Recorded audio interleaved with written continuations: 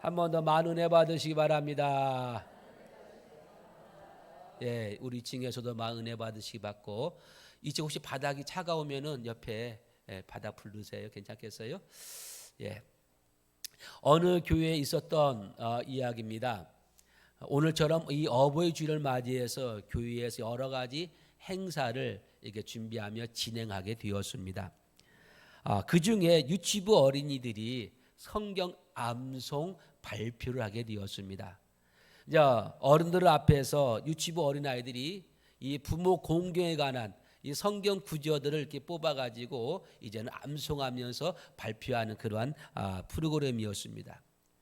그 중에서 이 한 유치부 어린아이가 예배소 6장 1절에서 3절에 있는 말씀을 이게 암송하게 되었습니다. 그 말씀이 이거거든요. 다시 읽어볼까요? 시작. 자녀들아 주 안에서 너희 부모에게 순종하라. 이것이 옳으니라. 내 아버지와 어머니를 공경하라. 이것이 약속 있는 첫 계명이니 이로써 네가 잘되고 땅에서 장수하리라. 이 말씀을 한 어린아이가 담당해가지고 이제 암송하며 쭉 하게 되었습니다. 쭉 하게 하다가 이 공경하라는 이 말의 뜻을 이 어린아이가 제대로 알지 못하지 않겠습니까? 그래서 이제 이 공경하라고 이제 말씀 암송하다가 이제 그 대목이 왔습니다. 내 아버지와 어머니를 공격하라라고 이렇게 암송하게 되었습니다. 그러자 예배당하는 그 소리에 한바탕 웃음바다가 튀었다라는 이야기입니다. 우리 사랑하는 여러분, 우리 부모는 공격의 대상이 아닙니다. 오늘날 우리 아이들이 철없는 우리 아이들이 부모님께 많이 공격을 해요. 이모저모로 속썩이 하는 경우가 많이 있습니다. 성경은 공격하라고 절대 말하지 않습니다. 부모님 어떻게 하라고요? 공경하라. 우리 부모님은 공격의 대상이 아니라 공경의 대상임을 여러분 꼭 아시기를 바랍니다. 한자에 보면은 어버이 친자가 있습니다. 어버이 친자. 이 어버이 친자가 저렇게 쓰거든요. 설립자 밑에 나무 목자에다 볼견자. 이게 어버이 친이란 한자입니다. 아이고 우리 권사님께 누가 안부 전화 왔네. 어버이날이라고. 예. 자, 이 어버 친자 그러면 설립자 밑에 나무목 옆에 볼견자인데 이 뜻을 해석하면은 뭐냐 이겁니다. 나무 위에 서서 본다라는 뜻이 바로 이 어버이 친의 그 한문입니다. 그러면 여기에 따르는 또한 이야기가 하나 있습니다.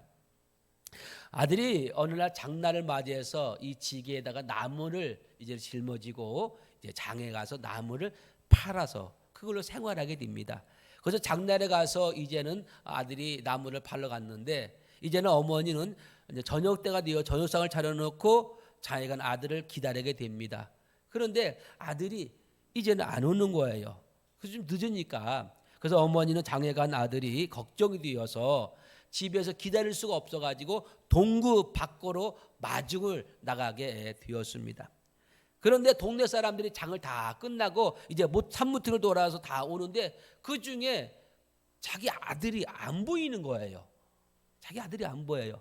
그래서 해녀나 해가지고 동구 밖에 나무 위에 좀 더 멀리 바라보기 위해서 그 나무 위에 이 어머니가 올라가서 이게 멀리를 이렇게 바라보고 있었습니다. 그러던 차에 이 아들이 이제는 집을 향해서 오다가 저 나무에 누가 있는 거 보니까 가만히 보니 자기 어머니야. 못 찍게 해서 나무에서 자기를 기다리고 있는 것을 보고 이 아들이 와가지고 그랬습니다. 아유 어머니 그냥 집에서 기다리시지 다리도 불편하시고 몸도 불편하시면서 이렇게 나무까지 올라가서 이렇게 하시면 위험해요.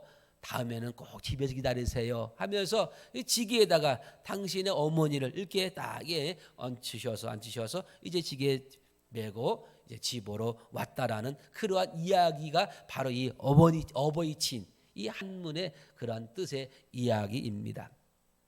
자 그러면서 이제는 효도할 효자가 하나 또 있습니다. 효도할 효자는 뭐냐? 늙을 노자 밑에 아들 자자가 적혀 있는 게 효도할 효자입니다. 이것은 무슨 얘기냐면은 이 아들이 그 어머니를 지게 지고 집으로 갔다라는 의미에서 이러한 한자가 만들었습니다. 아들이 늙은 어머니를 얹혀서 어깨에 얹혀서 이렇게 업고 갔다라는 그러한 뜻이 담겨져 있습니다. 부모는 자식에 대한 이처럼 애틋한 사랑이 있고 자식들은 이 부모의 마음을 잘 알고 날마다 등에 업고 섬기는 것이 바로 진정한 효도가 아닌가라고 생각을 해 봅니다.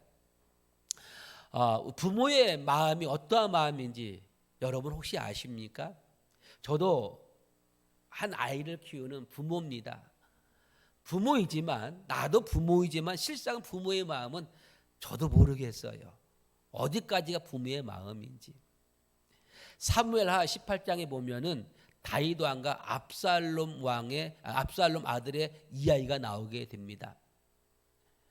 여기 다윗 왕의 아들 압살롬이 어떻게 나오냐면은요, 이 왕의 자리를 찬탈하고자 그 아버지 왕을 죽이고자 반란을 일으키게 됩니다. 아버지는 이 아들의 반란을 피해서 이 다윗 궁을 비워주고 피난길에 오르게 됩니다. 피신하게 됩니다. 그런데 다윗을 따르는 군사들이 가만히 있겠습니까?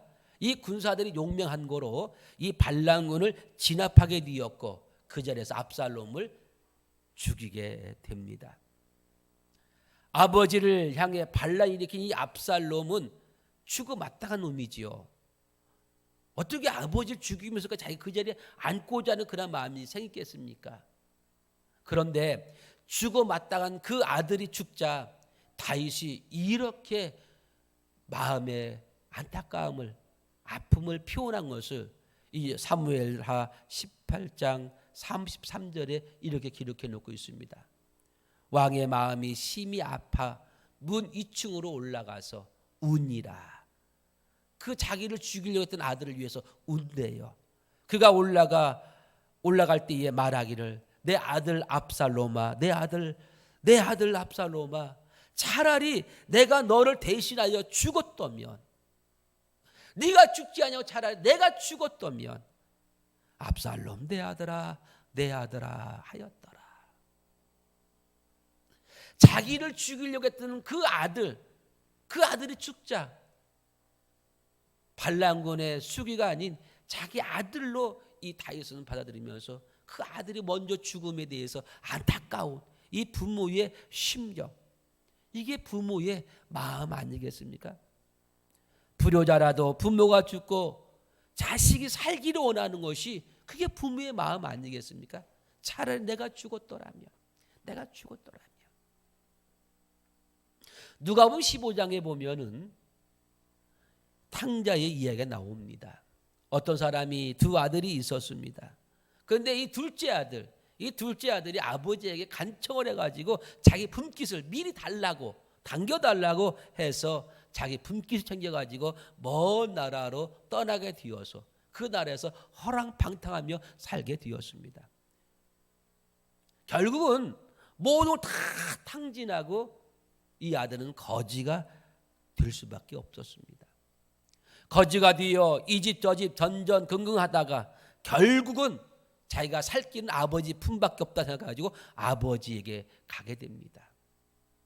아버지는 그 모습을 바라본 아들을 보고 집에서 맞이하는 게 아니라 오히려 동무방으로 뛰어나가서 아들을 안고 입 맞추고 그에게 좋은 옷을 입혀주고 그를 위해서 잔치를 베풀어 주는 것을 우리는 찾아볼 수가 있습니다. 이게 부모의 마음입니다. 모든 재산을 다 탕진했어도 자식이 돌아온 것 하나만 가지고도 이 아버지는 기뻤고 즐거웠고 행복했더라 이것입니다. 이게 부모입니다. 마가복음 7장에 가서 보니까 수르보닉의 여인의 이야기가 나옵니다. 이 수르보닉의 여인에게는 이 딸이 하나 있는데 이 딸이 그만 귀신 들려가지고 얼마나 마음이 아픈지. 그래서 예수님께 찾아 나와서 엎드려 간청합니다. 주여, 내 딸을 살려주십시오. 내 딸이 흉악한 귀신 들렸습니다. 제발 내 딸 좀 살려주세요. 그러자 예수님께서 그 여인에게 이렇게 말합니다. 자녀로 먼저 배불리 먹게 할지니 잔이의 떡을 취하여 걔들에게 주는 것이 마땅치 않냐냐. 한마디로 무슨 얘기냐? 나는 너를 위해 보냄받지 않았다. 너는 나와 상관이 없다. 이렇게 예수님은 이 여인을 냉대했습니다. 무시했습니다. 업신여겼습니다. 이 말들은 이 여인은 어떻게 고백한지 아십니까? 주여 올소이다마는 상 아래 개들도 아이들이 먹던 부스러기를 먹나이다 하면서 그렇게 고백하는 걸 볼 수가 있습니다. 여러분, 이 여인들 자존심이 없겠습니까? 체면이 없겠습니까? 여인으로서 얼마나 부끄러운 행동이겠습니까? 한 남정네한테 멸시받고 천대받고 무시받고 업신여기고 냉대받고 개처럼 취급당하고 있습니다. 그런데 이 여인은 거기에 대해서 자존심 있지만 자존심 내세우지 않습니다. 이유는 뭘까요? 자기 사랑하는 딸 때문에 아파하고 고통스러워하고 정말 부끄럽게 살아가는 그 딸 때문에, 이 딸이 나을 수만 있다면 나의 자존심 무너지면 어떻습니까? 내가 잠시 부끄러움 당하면 어떻습니까? 이 딸만 온전할 수만 있다면, 이 딸만 고침받을 수만 있다면, 이게 부모의 마음이에요. 그래서 이 어머니는 이렇게 고백함을 말미암아 결국 어떻게 합니까?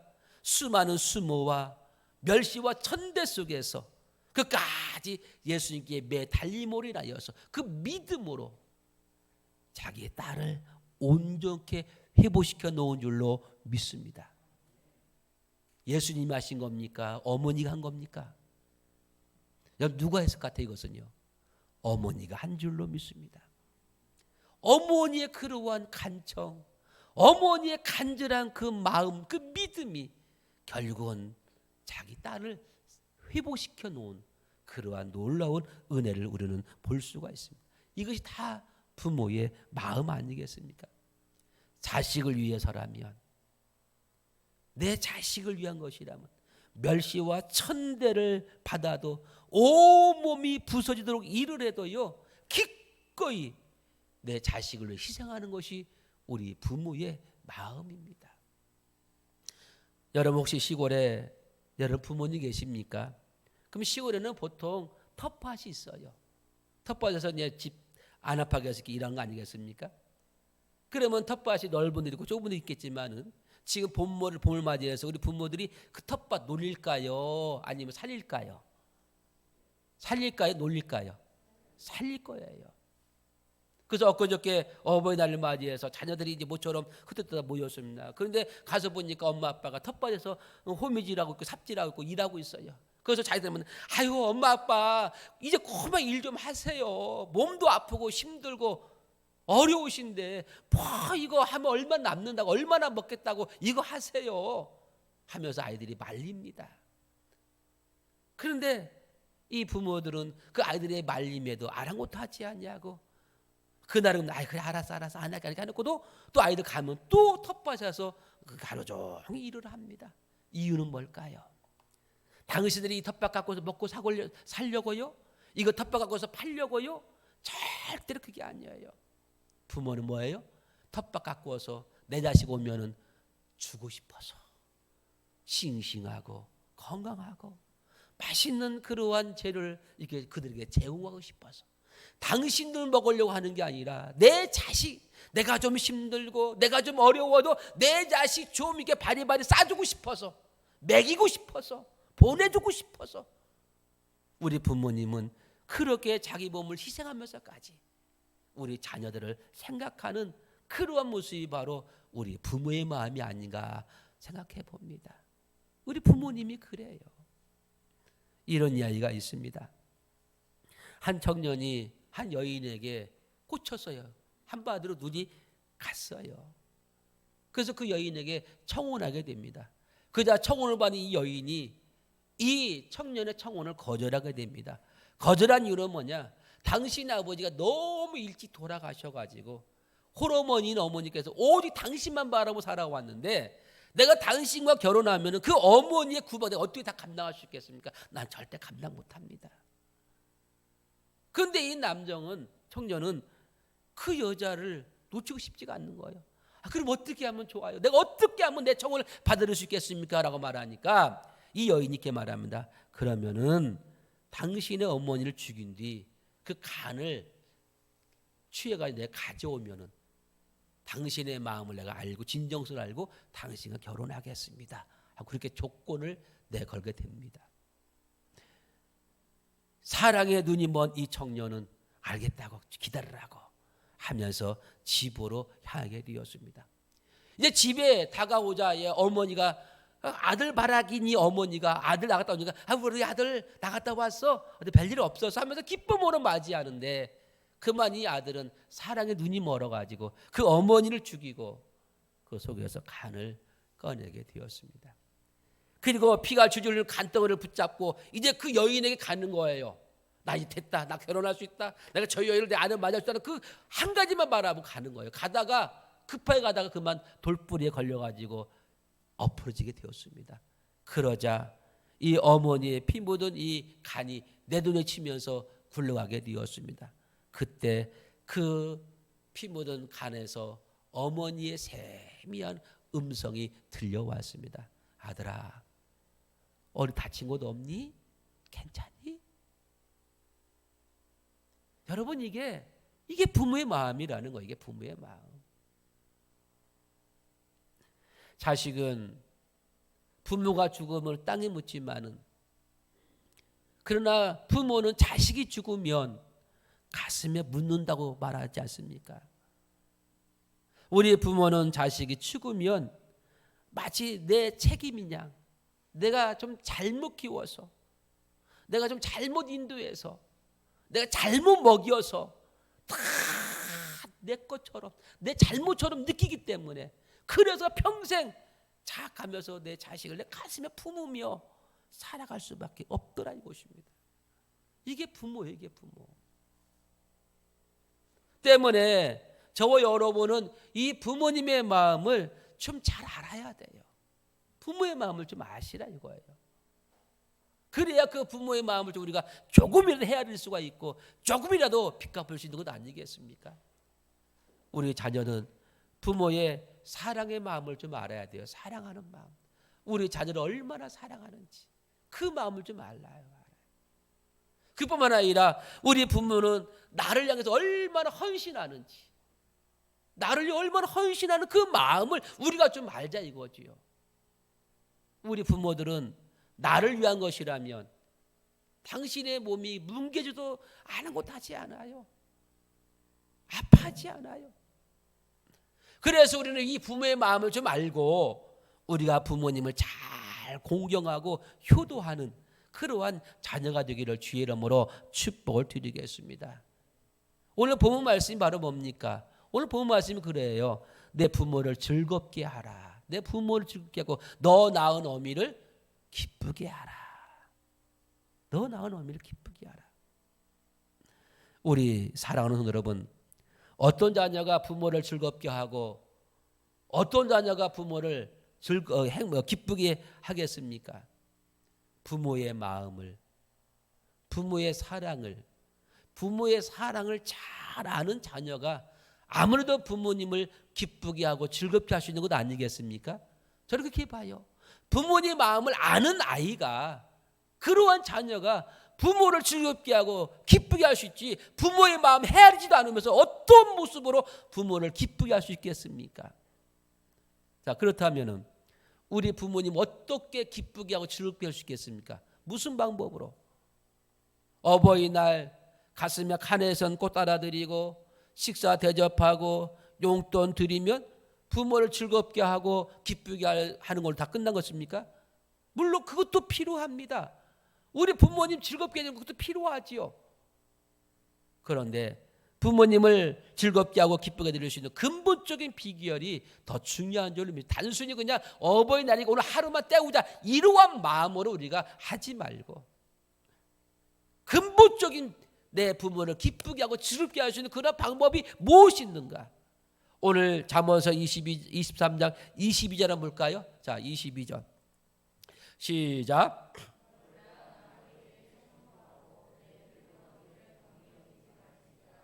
너를 낳은 아비에게 어떻게 하라고요?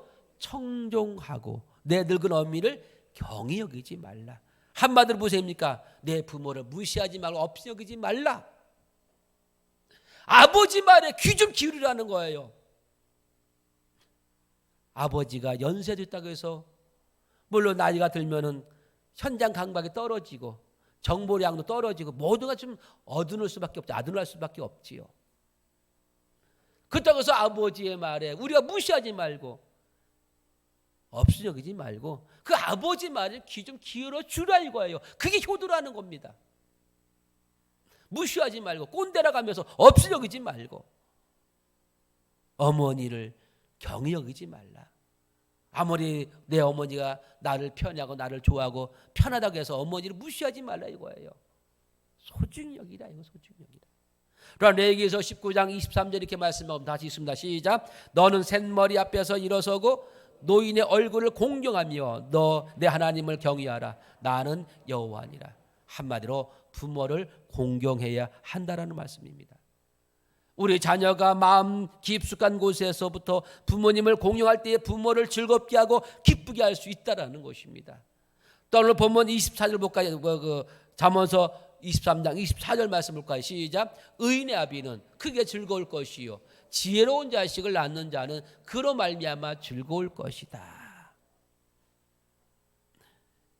의인의 아비는 크게 즐거울 것이고 지혜로운 자식을 낳은 자는 그로 말미암아 즐거울 것이다.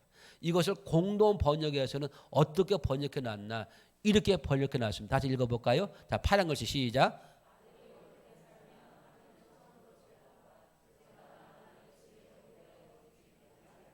이렇게 번역해 놨어요. 다시 말하면 그냥 우리가 아버지 아들로서 올바르게 살아가는 게 아버지를 기쁘게 하는 거래요. 바르게 살아가는 것, 참되게 살아가는 것. 내가 아무리 용돈을 많이 드려고 잘 섬긴다고 해서 늘 그냥 맛있는 음식 사드리고 하면서 나는 늘 허구한 날 교도소만 왔다 갔다 한다 해보십시오. 여러분 그게 아버지 기쁜 일입니까?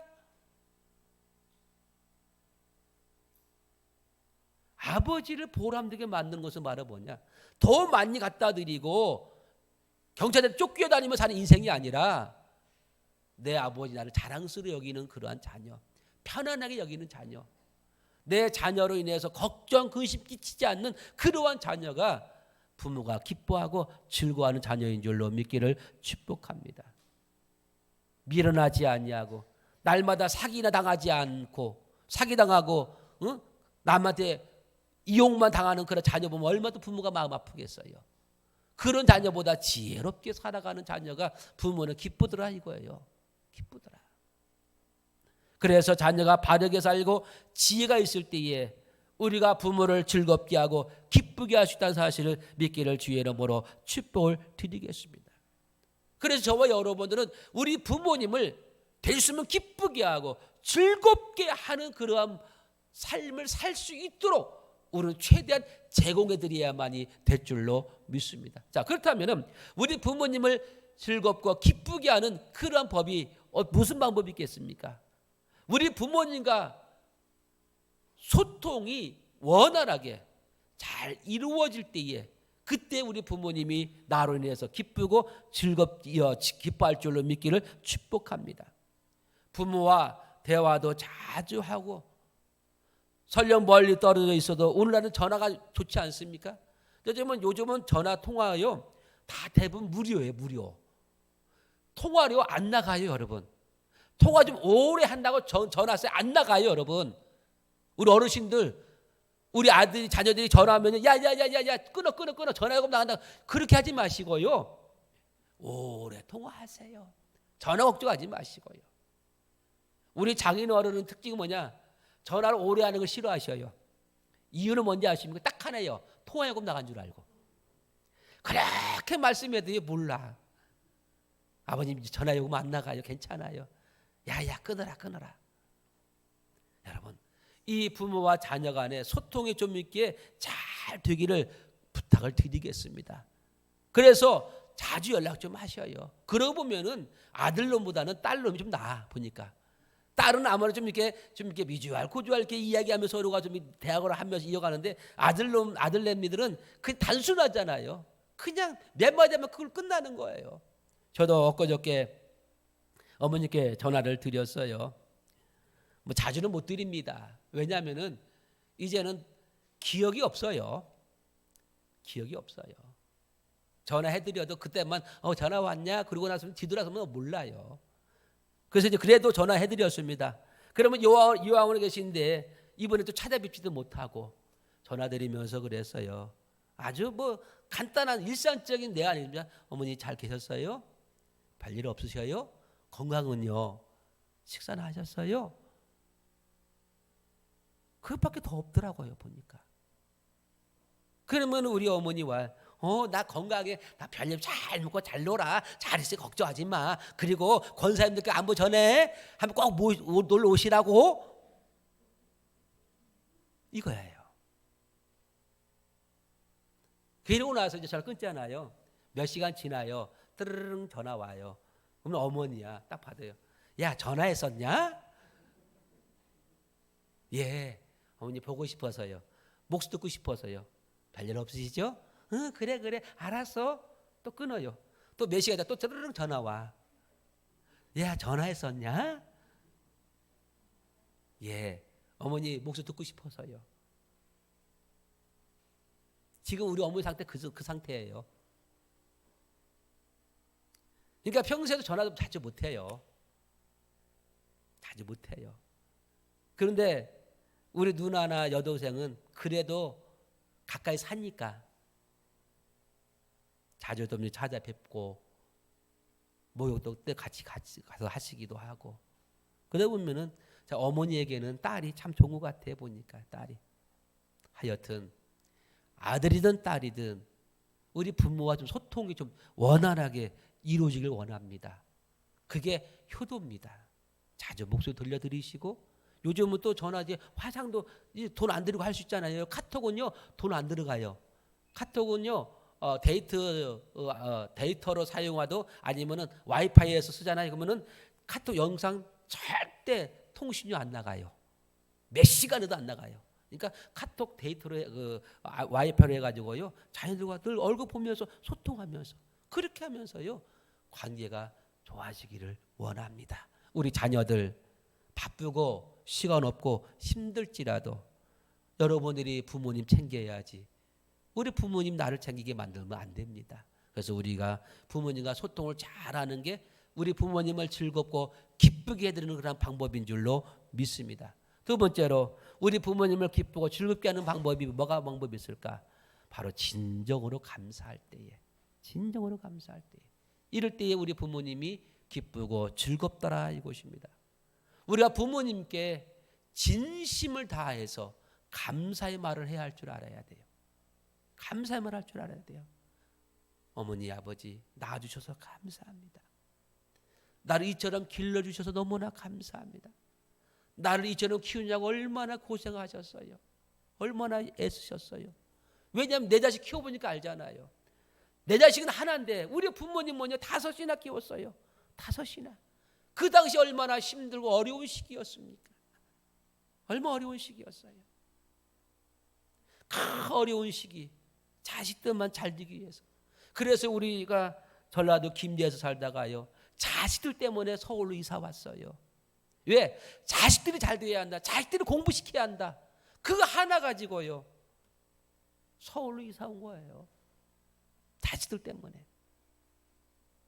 여러분 부모라들 왜 친구가 그립지 않고 고향이 그립지 않겠습니까? 내 살는 곳이 왜 좋지 않겠습니까? 그러나 그 정동을 다 정리하고 떠날 때는 누구 때문에? 자식 때문에. 자식 때문에. 우리는 그러한 사랑과 관심을 받으며 이렇게 성장했어요. 그러한 부모에게 내가 진심을 다해서 진정으로 내가 감사하지 못한다면 그게 사람입니까? 그게 자식입니까? 그냥 말만이 감사가 아니라 정말 진정 어린 감사, 그런 감사.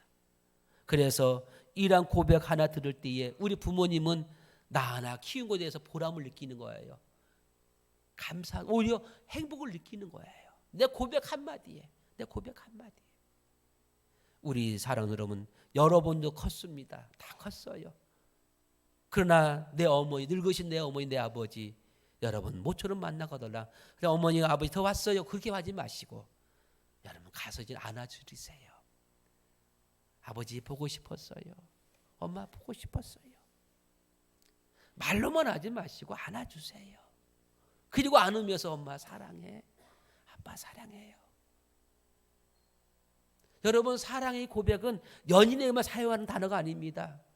내 부모에게 왜 이렇게 인색합니까? 여러분, 사랑의 단어를 왜 이렇게 인색하겠습니까? 우리 부모님 품어주면서 진정으로 그렇게 감사를 고백할 때에 우리 어머니, 아버지는 그 내 키움에 모두 보람을 느끼며 즐겁고 행복하고 기뻐할 줄로 믿기를 축복합니다. 여러분, 거기에는요 돈 들어가지 않아요. 내 진정된 마음, 진정된 마음이요, 마음. 딱 우리 부모님을 즐겁고 또 기쁘게 하는 법이 뭐가 있을까요? 정성을 다하여 섬기는 거예요. 정성을 다하여 섬기는 거예요. 모든 게 정성이 담겨 있어야 돼요.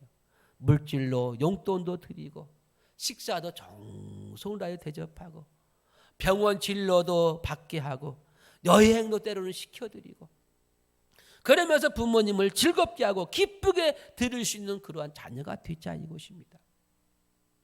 돌아가신 후에, 여러분 돌아가신 후에 돌아가기 전에 내가 잘못 섬겼고 모시다고 해서 후회하면서 떡 벌어지게 상처 하나 나온 줄 소용없어요. 그 경비 여러분 그때 쓰려고 하지 마시고요. 지금 쓰세요. 그때 그거 안 해도 돼요. 그때 비싼 상차리려고 생각하지 마시고 지금 살아계실 때에 정성을 다해서 여러분 섬겨보세요. 여러분들이 부모님 살아계실 때에 닭 한 마리 사서 백숙으로 맛있게 끓여가지고 어머니 이도 아프신데 한번 부드럽게 끓여니까 한번 잡숴보세요. 시장에서 녹두 삼계탕도 맛있지만은 그보다 더 맛있는 게 뭡니까? 내가 비록 좀 수준이 없을지라도 좀 부족하더라도 내가 손수 상에서 사다가 잘 손질해가지고 삶 넣고 대추 넣고 뭔가 약재 넣어가지고 푹 삶아가지고 어머니 드셔보세요. 여러분 그게 시장에서 파는 녹두 삼계탕보다 맛있게 더 좋을까요? 맛이 없을까요? 그 정성이 그 마음이 이미 맛은 200% 될 줄로 믿습니다. 그러면서 저 녀석이 나를 참 소중히 여기있구나. 나를 참 귀히 여기있구나. 그런 마음을 느끼게 만들어주는 거예요. 단순히 맛있는 거 사드리는 것도 좋아요. 그게 나쁘다는 게 아닙니다. 그러나 때로는 내 정성을 다해서 작은 것이지만은 이렇게 섬기고 베풀 때에 거기에 또 다른 감동이 있고 은혜가 있고 또한 사랑이 넘쳐나게 될 줄로 믿습니다. 우리 부모님들 오래 못 기다려요. 오래 못 기다려요. 중국 한나라 때 한영이라는 사람이 있습니다. 한영이라는 사람이 한시 외전이라는 책을 지었는데 그 외전에 이러한 시가 있습니다. 나무가 고요하고자 하나 바람이 멈추지 않고 자식이 효도하고자 하나 어버이가 기다리지 않는구나. 우리가 이렇게 말하죠. 어머니, 부모님, 내가 성공해서 꼭 효도할 테니까 좀 오래오래 사세요. 힘내세요. 하고 말합니다. 그러나 정작 내가 성공에 돌아올 때는 이미 부모님은 아프셔가지고 병원에 누워 계시고 유황원에 계시고 심지어 돌아가시기도 하고 우리 부모님 기다려주지 않아요. 지금 부모를 즐겁게 하고 내가 지금 하지 않냐면요 우리는 두 번 다시 기회가 오지를 않아요. 우리 사랑하는 우리 자녀들이요. 여러분들이 부모님 모시고 혹시 한번 여행 언제 다녀오셨습니까? 어디 다녀왔습니까? 그냥 하루 어디 그냥 잠시 가는 것이 아니라 1박 2일인가 2박 3일 정도 한 부모와 함께 언제 주무셔 봤습니까? 여러분 한번 해보세요. 후회하지 마시고 한번 해보세요. 내 자식 들어가는 어디 갈 줄 알면서 왜 내 부모는 모시고 어디 가지를 못합니까? 내 자식이 내가 후하면 왜 내 부모한테 그렇게 인색하십니까? 나를 낳아서 이 정도로 키우신 부모님인데. 저도 이제까지 부모님 계시지만은 부모님 제대로 섬기지를 못했어요. 목회한다 하시고 이리저리 바쁘다는 핑계로. 물론 우리 부모님도 정말 격동의 세월을 보냈지요. 그러다가 50병에서 내가 50년 넘게 살도록 부모님과 여행해 본 적도 없어요.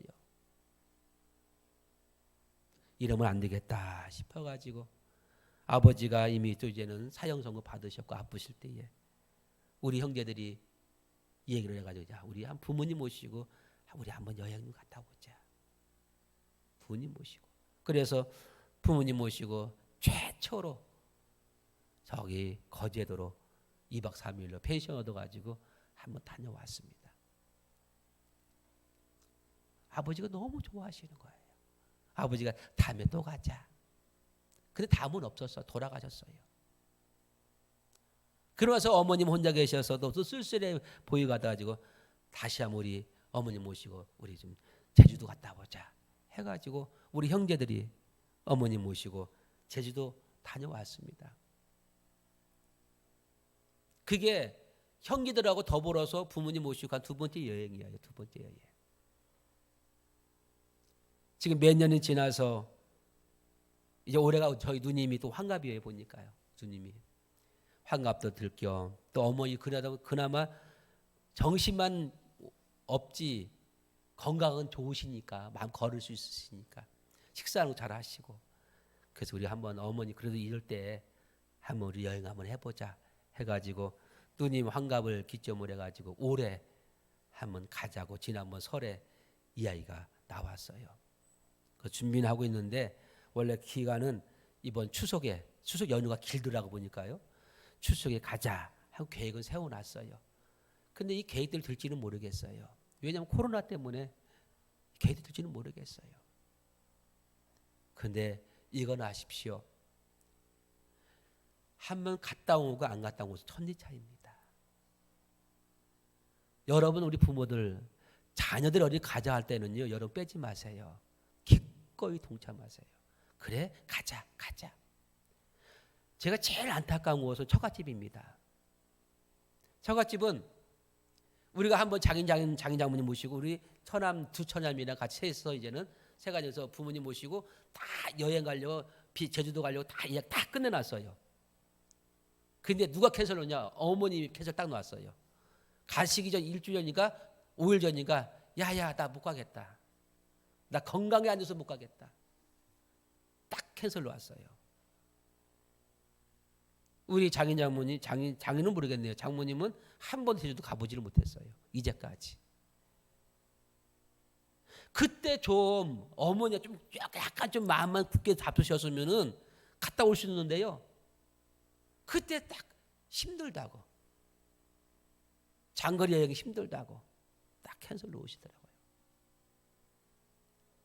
이제는 못 가. 이제는 더 못 가.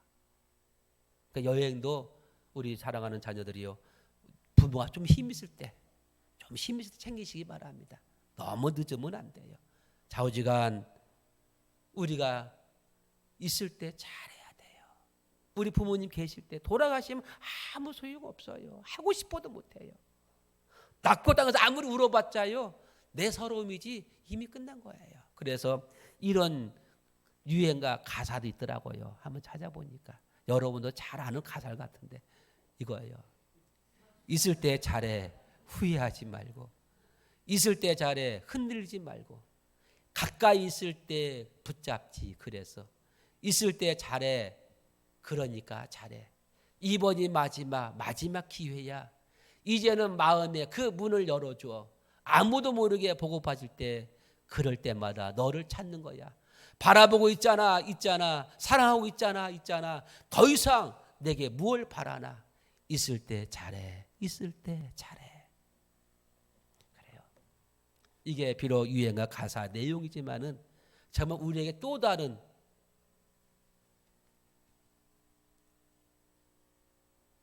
마음을 주는 생각하게 하는 그러한 가사가 아닌가 생각해 봅니다. 지금 부모님이 살아계시면 여러분 감사하십시오. 그리고 그 부모님을 지금 즐겁게 하시고 기쁘게 드리시기를 주의 이름으로 축복합니다. 다음은 아니에요. 다음은 아니에요. 이렇게 우리가 부모님을 잘 공경하고 우리가 부모님을 잘 섬기고 우리 부모님을 잘 기쁘게 하고 즐겁게 해드리면 어떠한 일이 있느냐? 거기에 따르는 보너스가 있대요. 그것도 보너스. 이건 성경이 하는 말씀이에요. 내가 주는 게 아니라. 자, 출애굽기 20장 12절의 말씀 보니까 자, 이런 보너스가 있습니다. 시작.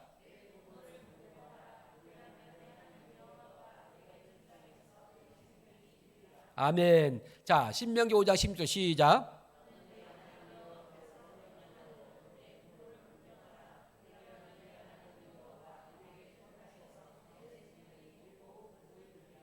아멘. 자, 예배서 6장 1절 3절 시작.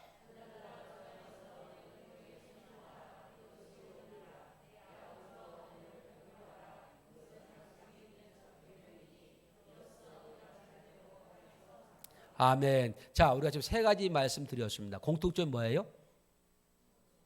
부모님을 공경하면은 네가 땅에서 장수만 해요? 땅에서 잘 된다. 할렐루야. 여러분, 우리가 부모님을 잘 섬기면은요, 하나님 복을 주시겠대요. 우리가 부모님을 즐겁게 하고 우리 부모님을 기쁘게 드리면은 하나님이 우리에게 대신 복을 주겠대요. 이게 성경의 약속인 줄로 믿습니다. 여러분, 롯기서를 보면은요, 롯이라는 여인이 나오지 않습니다. 이 롯은 모압 여인입니다. 이방 여인입니다. 이방 여인이 나오미를 따라서 이방 땅인 베들레헴에 오게 됩니다. 그 베들레헴에서 이 나오미를 잘 섬기는데 거기서 누구를 만나냐? 보아스를 만나게 됩니다. 보아스를 만나가지고 이 롯이 누구를 낳습니까? 오벳이라는 아이를 낳습니다. 오벳은 누구냐? 다윗의 아버지 이새를 낳은 아버지, 이새의 아버지요. 그러면 이 오벳은 다윗의 할아버지요. 그러면은 롯은 다윗의 뭐가 되는 거예요? 증조부가 되는 거죠. 증조부. 이방 여인인 이 롯이 나오미 가정에 시집와가지고 그 나오미를 잘 극지 섬김으로 말미암아 메시아 혈통을 이어가게 만드는 위대한 주인공이 누가 되느냐? 롯이 된 줄로 믿습니다. 그 롯이 이 땅에서 얼마나 잘 되었습니까? 얼마나 복받았습니까? 우리가 부모님을 잘 섬기면, 우리 부모님을 기쁘게 드리고 즐겁게 드리면 우리 하나님 가만히 있지 않아요. 우리 하나님이 멋지게 역사여서 이 롯에게 보아스라는 귀하고 복된 남자를 만나 가셔가지고 귀한 가정으로 이 땅에서 잘 되고 복받게 하는 그런 모습을 보여주고 있더라 이것입니다. 명심보감에 이런 말이 있습니다. 쌍요 쌍친낙, 자요 쌍친낙, 가와 만사성, 이 단어가 있습니다. 이 단어에는 무슨 뜻이냐면 자식이 부모에게 효도하면 부모가 즐겁고, 부모가 즐거우면 가정이 화목하고, 가정이 화목하면 만 가지가 이루어진다. 우리가 가장 많이 듣는 단어가 가와 만사성. 옛날에 우리 어머니들이 하도 가난해가지고 우리 가정만큼 복받고 싶어가지고 이 가와 만사성이라는 것을 자수로 놓아가지고 액자에 만들어가지고 혼수 품목 1호로 가지고 갔어요. 그래서 항상 옛날 집에 가면은 집 문설주에 항상 이게 액자로 걸려 있었습니까? 없었습니까? 다 있었어. 이게 가와 만사성. 근데 가와 만사성, 진짜 우리 가정이 화목하고 만 가지 모두 다 이루어지길 원한다면 그 앞에가 중요한 거예요. 자요 쌍친낙, 이게 더 중요한 거예요. 이게 있음으로 말미암아 뭐가 있느냐? 가와 만사성이 있는 거예요. 그러면 자요 쌍친낙이 뭐라고 했어요? 자식이 부모에게 효도하면 부모가 즐겁고, 부모가 즐거우면 가정이 화목하고, 가정이 화목해야 만 가지가 다 이루어진다. 할렐루야. 이거 성경적입니다. 이거 성경적이에요. 그래서 저와 여러분들이 왜 부모를 잘 섬겨야 되는가? 부모를 잘 섬겨야만이 저희들이 하나님의 복을 받아 누릴 수가 있기 때문에, 하나님의 은택을 입을 수가 있기 때문에. 그래서 우리 사랑하는 여러분, 우리 부모님을 잘 섬기는 자녀가 됩시다. 할렐루야. 할렐루야. 목사님, 나이가 많아가지고요, 부모님이 양가가 안 계셔요. 저는 그럼 어떤 부모님을 섬기면 좋을까요? 첫 번째로 위로는 하나님 아버지가 우리 부모인 줄로 믿습니다. 하나님께 이렇게 섬기세요.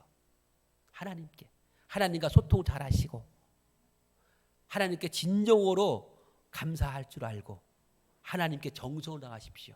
할렐루야. 이게 하나님께 효도하는 방법이야. 두 번째로 목회자에게 잘하십시오. 여러분 목회자와 항상 소통을 잘하시고 여러분 목회자에게 진정으로 감사하고 목회자를 정성으로 내 부모님 좀 섬겨 보십시오. 그럼 하나님이 동일한 복을 허락할 줄로 믿습니다. 여러분이 보이는 부모님 안 계신다면은 여기 보이는 부모 있잖아요. 아유, 목사 나이 어리잖아. 여러분 목사는 나이 가지고 하는 게 아니지 않습니까? 여러분 그렇게 여러분 섬김으로 인해서 하나님의 이러한 복이 여러분 가정에 여러분 삶 속에 날마다 흘러가서 풍성한 역사가 있기를 주의 이름으로 축복을 드리겠습니다. 좋으신 아버지 참 감사합니다. 우리 부모님 날 낳으시고 날 기르시냐고 진자리 마른 자리 가리지 아니하고 심속에 했었던 것을 기억합니다. 이러한 부모님의 그러한 관심과 사랑과 은혜로 내가 여기까지 성장하게 되었음을 한시도 잊지 않게 도와주시고 날마다 주의 부모님의 은혜에 우리가 감사하며 정성을 다하여 소통을 다할 수 있도록 허락하여 주시어서 우리 부모님을 기쁘게 드리고 즐겁게 드릴 수 있는 믿음의 우리 모든 식구들 되게 하여 주시옵소서. 주께 영광 돌려드리오며 예수님의 이름으로 기도드리옵나이다. 아멘.